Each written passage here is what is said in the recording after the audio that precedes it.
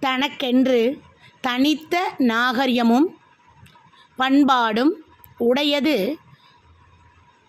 என்ன மரபு? அதுதான் தமிழ் மரபு. தமிழரின் பண்பாட்டு கூறுகளும் கலைகளும் எதன் வாயிலாக வெளிப்படுத்தப்பட்டுள்ளன? இலக்கியங்கள் வாயிலாக. பண்டைய தமிழன் வாளாண்மையால் யாரை வென்றான்? வாளாண்மையால் யாரை வென்றான்? பகைவரை வென்றான். பண்டைய தமிழன் தாளாண்மையால் எதை ஆக்கினான்? பண்டைய தமிழன் தாளாண்மையால் எதை ஆக்கினான்? நன்னிலத்தை ஆக்கினான். எதன் மூலம் வளம் பெருக்கினான்? வளம் பெருக்கினான். எதன் மூலம் வளம் பெருக்கினான்? வேளாண்மையால் வளம் பெருக்கினான். டேஸ் நிறைந்த விளையாட்டுகளிலும் பண்டை தமிழன் சிறந்து விளங்கினான். எதில் சிறந்து விளங்கினான்? வீரமும் தீரமும்.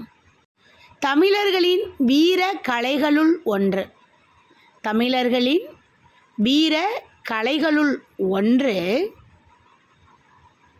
ஏறு தழுவுதல். வளமான புல்வளம் கொண்ட எந்த நிலமே ஏறு தழுவுதலுக்கு உகந்த நிலமாக விளங்கியது முல்லை நிலம்தான்.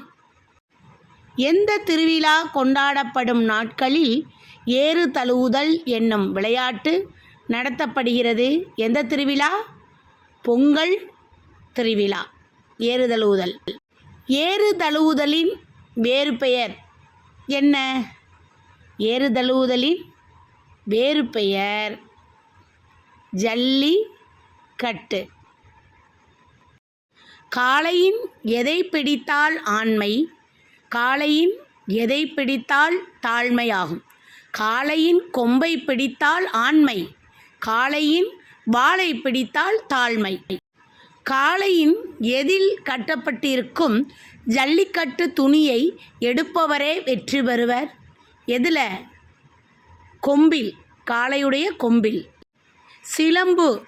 சிலம்பு என்றால் என்ன பொருள்? சிலம்பு என்றால் ஒலித்தல் என்று பொருள்படும். ஒலித்தல்.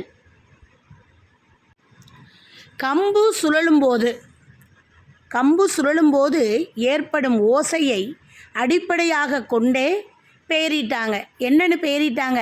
சிலம்பம் என்று பெயரிட்டார்கள். சிலம்பத்திற்கு டேஷ் என்னும் பெயரும் உண்டு. சிலம்பத்திற்கு கம்பு சுழற்றுதல் என்ற பெயரும் உண்டு.